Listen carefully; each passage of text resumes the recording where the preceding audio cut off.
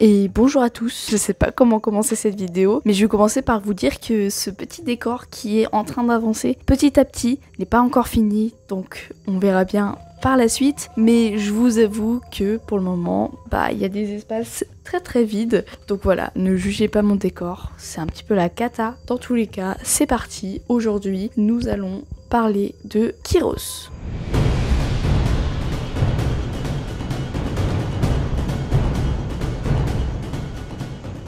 Kyros, nouvel antagoniste du nouveau film Mufasa, de la franchise du Roi Lion, père et roi d'une troupe, un personnage détesté, mais d'une méchanceté éblouissante. Kyros apparaît pour la première fois dans le nouveau film Mufasa, sorti en fin d'année 2024. Il est le nouveau antagoniste de ce film, un personnage vengeur et d'une soif de pouvoir inégalée, voulant tout posséder. Kyros a grandi dans la vallée des rois. Nous n'avons que très peu d'informations sur ce nouveau méchant, mais comme le dit si bien Rafiki, quand il explique à Kiara l'histoire des vagabonds, cela nous donne un indice de son passé et de ce qu'il a pu vivre. Les vagabonds viennent de différentes tribus, mais dès leur naissance, ils sont rejetés parce qu'ils sont différents des autres membres de la tribu. Né lion blanc, il a dû se faire écarter par sa différence. Kyros a peut-être sûrement grandi dans la haine et les discriminations. Cela pourrait expliquer ses comportements et son mépris pour tous les lions qui le croisent. Kyros, en grandissant, a pu former sa troupe qu'on appelle les vagabonds, ou encore les outsiders. Kyros est un lion au pelage d'un magnifique blanc et a les yeux bleus. Il est un lion très impressionnant par son gabarit et sa posture très royale. Peut-être qu'il a même du sang royal dans les veines. La première fois que nous voyons Kyros, nous le voyons sur une terre très spéciale, avec des couleurs rosées et très pastel. Il fait face, lui et sa troupe, au retour d'un de ses lions, Azibo. Azibo est accusé d'avoir trahi la tribu et le roi, car peu de temps avant, lui et Seichu, le fils de Kyros, lors d'une chasse, se bat contre Mufasa et Eiche, qui, je vous le rappelle, est la mère de Taka. Mufasa tue Seichu, et Azibo de peur fuit. Il sera examiné par Akia et Amara, deux sœurs, et tué non pas par Kyros, mais par toute la tribu.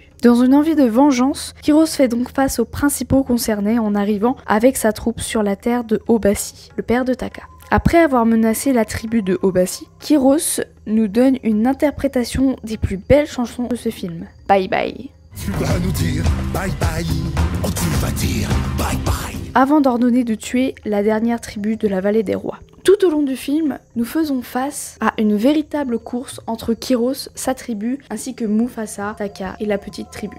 Jusqu'à ce que Taka se joigne à eux pour vaincre Mufasa. Si jamais vous voulez savoir pourquoi Taka se joint à eux, n'hésitez pas à aller voir ma vidéo dédiée à Taka, alias Scar, où je raconte toute son histoire. Ce nouveau allié va permettre à Kyros d'entrer sur la terre de Milele, ou la terre des lions. Kyros s'impose à Mufasa avant que ce dernier le défie. La bataille entre Kyros et Mufasa est brutale et sans pitié. D'un côté, nous avons Mufasa qui défend ses terres et sa vie, et de l'autre Kyros, se vengeant pour la mort de son fils et pour conquérir Milele. Malheureusement pour lui, il tombe sur un lion plutôt farouche et il finira englouti sous le rocher des lions lors de sa création. Kyros reste un personnage très important dans ce deuxième volet, car il montre un côté plus sombre de la famille, et lui qui a été malmené durant sa vie, nous le fait ressentir dans ses émotions et ses façons d'agir, et bien sûr sa méchanceté à toute épreuve. Après ce préquel, je reste quand même un peu sur ma faim concernant Kyros ainsi que son clan. C'est vrai qu'on en